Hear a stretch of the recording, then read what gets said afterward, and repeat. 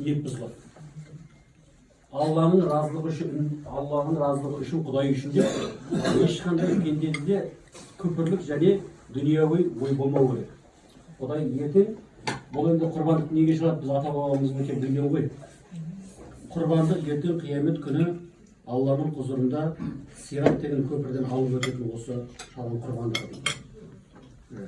Онда жейсің ба? Енді қатаң ескеретін нәрсе, құрбандықтың малының етін біздің атамыз қазақ үшке бөлген.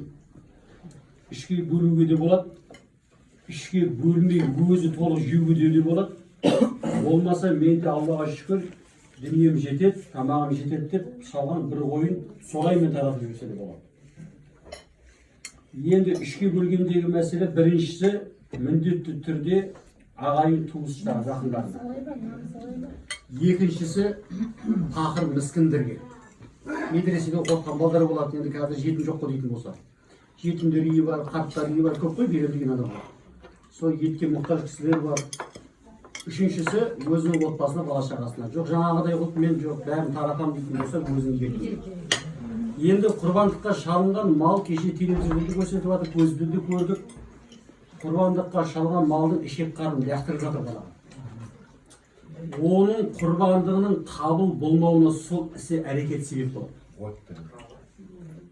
Өйткені құрбандықтың сойылған малдың терісінің өзін лақтыруға болмайды.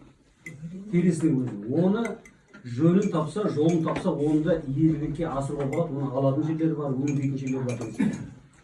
Бірақ сол бірден бір себеп құрбандығының қабыл болмауына себеп болатын нәрсе ішек қарнын, аяқтарын, сирақтарын, бастарын керексіз болып лақтыру, бұл құрбандық қабыл болмауына себеп болады. Алла сақтасын. Ал енді құрбандыққа шалынған малды